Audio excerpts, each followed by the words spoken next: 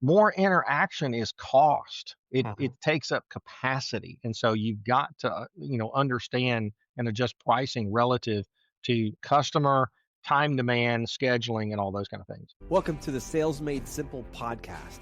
This podcast is dedicated to helping overwhelmed outdoor living professionals, landscapers, and hardscapers just like you increase your closing rate to over 75% without doubling your workload so you can build a seven-figure business that doesn't need you. I'm your host, Joshua Gillow. Let's dig in.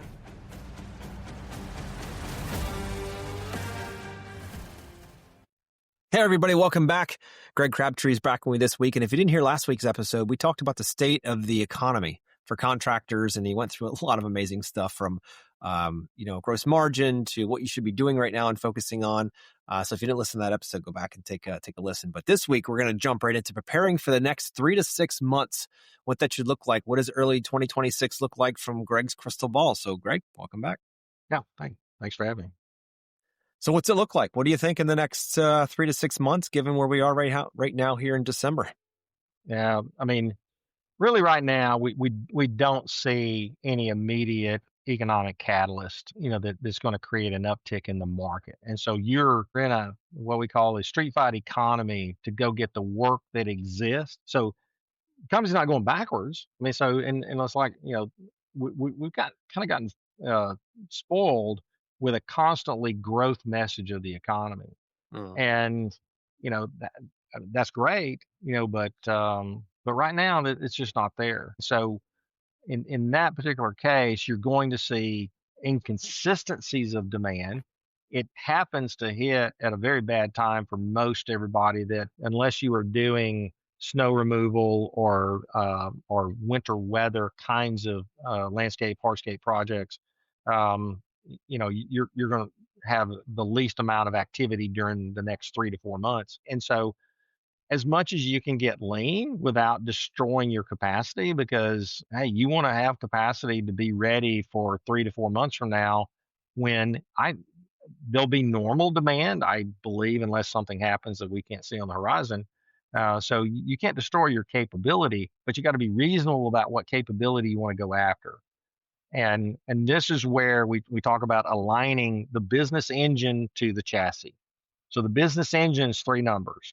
Revenue minus cost of goods sold is gross margin, and gross margin minus direct labor is contribution margin. So revenue, COGS, direct labor are the 3 components of the business engine: 1 revenue and 2 cost. And so when you look at that, now here's the thing of why we separate labor from cost of goods sold. All of you are running, all of you, there's no exception. All of you are running a committed labor model. You do not flex labor. You think you flex labor. You do not flex labor. I can do a rolling 12 calculation of your labor, and that line is flat as a pancake. You're not turning it up or turning it down. You've got your people that you're committed. It might be slightly trending upwards, but it's not slightly trending downwards. And so from that standpoint, your labor acts differently from cost of goods sold, which is project specific. And so you got some higher COGS, and you got high COGS and little labor projects. You got high labor and little COGS projects.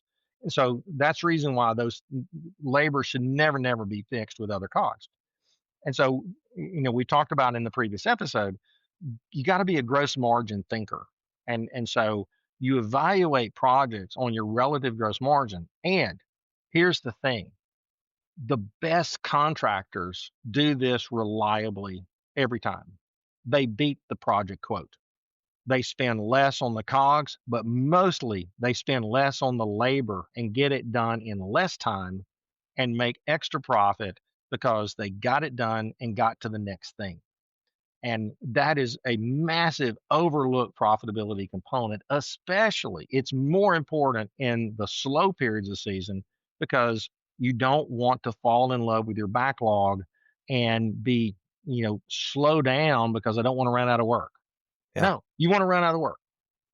I'll challenge you. Try to run out of work and just give everybody Friday off with pay, and you'll be fine. And so, but those are the critical things at this particular element.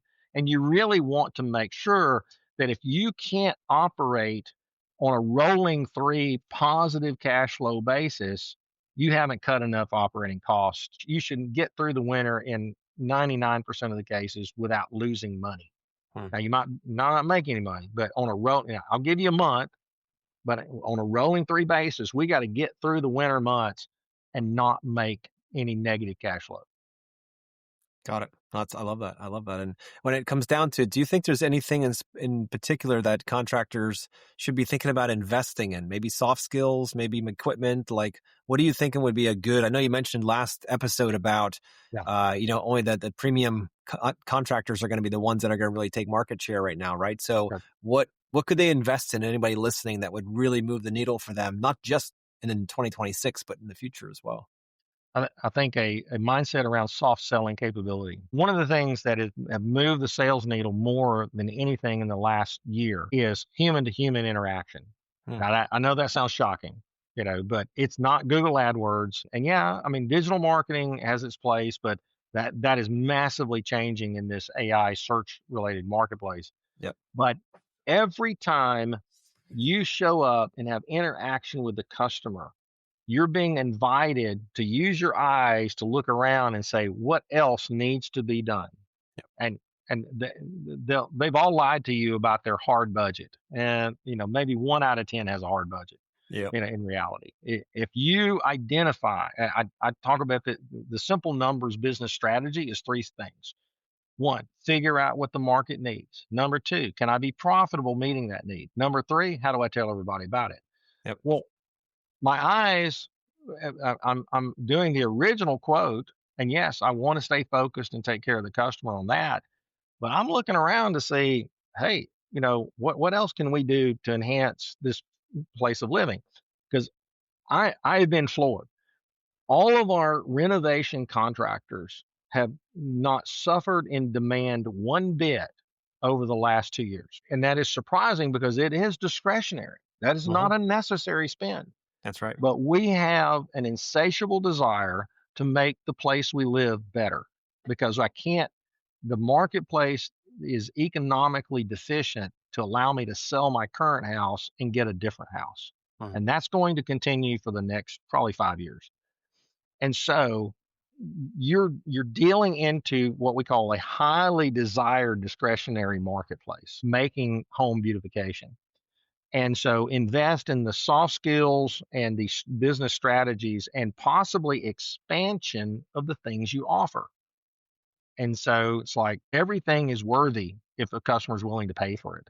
And don't think that you're above doing anything because when it when when business is falling into you, you get focused, focus, focus. When business you're trying to fight to go get business, you expand the things that you want to be able to do. And so look at the expansion of things that people will value, and you got the perfect thing in a sales environment. You got a willing customer that you've proven to yourself to be worthy, trustworthy, good at what you do. That just makes give them a quote and they say yes. Yep. Yep. And I think you hit on something really powerful there, listeners, and Mm, hope you picked up on this. With people right now, you had mentioned a huge majority of people, I think you said 60% of mortgages are around 3%. There is no logical reason why anybody would move out of their house. So mm, here's the perfect scenario. We have people now that are stuck in their house and they want to make it nice, right? It's almost like it was back in COVID, but with a different mm, multiplier, right? But the point is, they're not going to move until those numbers start to make sense. They get them into the high fours, yeah. maybe, right? And that's not coming fast. I mean, even this week, today is the 9th of December. Tomorrow, the Mm. Fed's supposed to meet and drop rates. I know a lot of listeners think when they drop the interest rates that it hits Main Street. It doesn't. It doesn't hit Main No, Street. So 25-point drop is not going to hit Main Street at 25 points. We might not see anything. no, you So won't. You actually won't see anything. Yeah. yeah, so we have to disconnect those two, that cart and that horse. But the reality is Mm. here that people are stuck in their houses, and I know my mortgage is sub 3%. There's no way I would move out of this house to do that, to get a 6 or 7% mortgage right now, unless I was forced to, right? Yeah. So it's this, why would they do it? They can't go in and pull home equity loans out at 6, 7%. They're not going to do that. So now we're dealing with people that actually have the money sitting in savings or in the market, Yeah. and they're seeing the market appreciations. They want to We pull and we take do some. we do actually it does make economic sense, but we do see people advancing on renovation projects and tapping their home equity line Mm, because in their mind, and this goes back into behavioral economics because it doesn't make sense literally, but it yep, makes sense emotionally. So yep, people will tap into their home equity line because they feel like, oh, I can work it off and it's not a long-term loan. yep. So whether they can or not, to be determined. But here's the thing though, that in the renovation world, in improving an existing property of one type or another, especially exterior, you know, your ability to communicate and and craft a vision of what people want to do is so critical. Mm, And I would invest in being better at storytelling, because I would bet everybody's listening to this have done at least a handful of projects that you're really proud of that shows off your skill and ability. And so every one of those successful projects is a pattern that you can use as leverage to tell your story of what you do and what you transformed, in that ability. And when demand is off the chart, you're just going out and doing a quote and you're listening to them and they say how much and when can you start, and we're not in that kind of an environment now. And so, but here's the thing: is we talked about in the previous episode of investing in AI tools, the ability to create visualizations, to create and tell your story, to take pictures and things that you've done in the past and put mm, it in a much more presentable way for your potential customers to see the quality of your work. I mean, it's never been better in terms of the ability to put it in your hands, and you don't have to go spend $50,000 with a marketing firm, to develop a portfolio of showing off, your skill set. It's something that you can take a teenager and over a weekend, and they'll help you work through the technology if you feel like your technology is challenged in that process. it's And, wild. and and Yeah, feed them some pizza and buy them a video game or something. But that's it's kind true of the though. world it It is. is. It is. These young ones get it fast. Absolutely. I mean, Yeah, yeah. and so I think those are the kind of things that, I'm bullish on the industry. It's just that understand, just like taking a flight, there's some turbulence. Mhm, And the two turbulences are you got to get through the winter time, lean and mean. And then, in the busy times, you've really got to get focused on getting things through, as fast as you can and commit to, kind of the size that you want to be. And don't say yes to everything. Just say yes to the right things. yeah, I love that. And I think the marketplace is going to be tough enough that the fringe competitors that we saw take up, some of the space during 21 and 22, they're exiting, and a lot of them are gone actually already. So I think from that standpoint, yes, the marketplace is tough, but the silver lining is if you're a good business, you want this. Oh, Yep, yep, this is yep. where you separate from Mm, the other rest of the business. I love it. No, there's never been a better time, and I think in our lifetimes to see this happening than right now. Yeah. I talk to a lot of guys, and some have no work whatsoever, and other ones they're doing really well. There's a whole mix depending on where you are in the country, but at the same time, this is a chance for the true leaders to emerge because they're going to have to be listening to podcasts like this or other ones, reading books, and constantly Yeah. growing. The ones that have just rested on their laurels and said, "You know what? I learned how to sell when I was 12, and I'm still doing the same thing." And they're going to get choked out because the ones that are leading are the ones that are spending the time and the money to master those skills, those soft skills. And in that, they have the opportunity and an incredible upper hand when it comes to communicating and finding what the client truly needs, wants, and desires, not necessarily just what they tell you. Yeah, Right. And you become exactly. that Yeah. guide and that advisor. So, and listeners, I didn't talk to Greg about this before this. So it's kind of Yeah. amazing that he's coming to this conclusion as well. And there's been no better time in history to update those skills that you have. And if somebody on your team is not locked in as either the opener or the closer or both in your Yeah. operation, you're going to suffer because other ones are. I know a lot of guys that are spending a lot of good money and time to making sure that they are mastering this in their market. Yeah. Yeah. No doubt. Yeah. Yeah.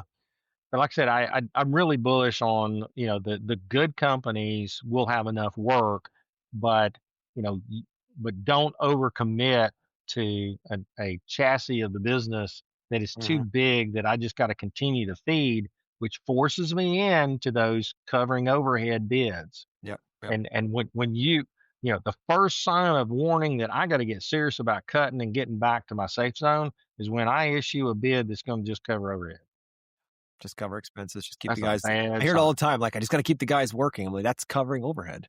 That's That's right. not what you want to do. No, we need to go back and start cutting back the things that are driving that decision, and to become much leaner and much smarter on your numbers, so you know what's going on Well, here. and here's another thing that I would put out there too is I would leave schedule flexibility for quick response work. And there are times that it's a repair of something and there's an event coming up. I got a party at the house and so those people aren't price sensitive. And so, but if you schedule up and if you're just everybody stop saying this. I'm booked up for the next 6 months. I'm Mhm. booked up for the next 3 months. Well, you got to do a better job. I mean, that is not good scheduling, in that part. Yep. Yep. So, No, I totally understand, and that's you want to make sure you have some space in a schedule because, to your point, if someone needs it right away and there's a party coming, they're not price sensitive, and if they are, then you just bounce them. But if they aren't price sensitive and they need the work done, then that's a high margin opportunity for you for sure. So it's a very important consideration here as we move through into yeah, winter. So, absolutely. Greg, I'd love to Well, jump into. Oh, go ahead. You have yeah, something yeah, else you want to add? well, well, we take this idea of scheduling from the dental industry. So if you walk into a dentist office, if they find during the hygiene exam that you've got a crown, cosmetic dentistry, or root canal, they magically have an opening this afternoon that they can see Mm, you. yeah. And that didn't magically happen. That's because they left the schedule. They leave a couple of slots for high value, short notice uh, procedures because of filling. You can wait 3 months. Mhm. It's not urgent. And we see all of the businesses. We got several contractors that they will make more profit on a $300,000 project than they'll make on $1 million project because emergency pricing. Yeah. Yeah. But you have to position. There's two things. You got to keep the mindset of the marketplace, knowing that you're good at that. So get the word out, and just quit saying how scheduled up you are. Just take the bid, and we'll look at the schedule and see if we can kind of work it in and blah blah blah. But you're killing yourself by being proud about how long your backlog is. That's definitely a pride and ego thing, right? Like, how much work you got? I got 6 months of work. And I'm thinking, like, man, what about that high value work that comes in? It needs to be done right away. They would pay premium plus, but you don't Exactly. have time for it. You're chasing just enough to cover overhead because you were worried in the winter you didn't have any work, and now you're building it in the spring, losing money. People want to give you money in the spring, but you don't have time for them. So it's like, Well, Well, yeah. and to example, I got a family friend that I'm helping get into the plumbing business, and we were talking about at a get together, over the holidays, that he was working into the night, and I said, listen, I mean, that's, that's a higher rate. I mean, yeah, that's Yeah. great. And if I call you out there out to my house, and after hours on a weekend, I expect to pay the premium rate Yeah. because you're doing me a favor Mm, and you're a good guy, but you got to make sure you charge differently for that time versus standard scheduled work, that was not urgent, yeah. That's so and true. It's so true. get away from it. Yeah. Yeah. So, what are some mindset and discipline things that we need to be thinking of as owners going into 2026 here? What are some things that we should be working on? Well, it still goes back to I mentioned this on the previous episode, but I'll dig a little further in it. So it's the three P's. I mean, so start with pricing. Mhm, Well, we just talked about. I mean, if mhm. you're charging the same price for everything, you're charging the same price to every customer, you're missing it. Not every customer is the same. It's not that, it's not about their willingness to pay, but some customers are more difficult. They're going to require more interaction. More interaction is cost. It Mhm. takes up capacity, and so you've got to understand and adjust pricing relative to customer time demand, scheduling, and all those kind of things. Secondly, do, do you have the best processes and tools for your team to be at their peak of their game. I grew up on a chicken farm, and I saw my dad try to fix everything with wire pliers and baling wire, and we didn't even have duct tape. Yeah. So I mean, so it's like I swore that when I got to be an adult, I wouldn't take on any task unless I had the appropriate tools, Hmm. and it makes a difference. But then the third, I really think that do you want to be the Indiana Hoosiers football team of old that was the losingest program until this year in the history of college Division I college football, or else do you want to be the Indiana Hoosiers that in 2 years have gone from the doghouse, to the penthouse, and now sitting on top of the college football playoff because they spent the money and got the results. Yeah. So it's not just spending the money. You've got to have leadership and focus and vision and get the Yep. results out of that spend. But you can't shrink your way to greatness, and so you really got to make those investments, and you got to have invest in the right people. But if I pay more for a person, I've got to expect more output from that person because I Hmm. paid more. And there's a point of no return that's too high, and there's a point of no return and no value that, just because there's somebody's cheap, they can't do what you need, Yeah. and so you can't live on either extreme. And if you get those pricing process and people decisions right, you will be number one or number two in your market. I guarantee it. Yeah. Because here's the thing everybody needs to understand: the competition sucks. I mean, tell me when the last time you were just overwhelmed by the process and the professionalism and the quality of the customer service. We don't have too many of those recent interactions. Especially not in the contracting world. No, no, the It's bar not. is really low.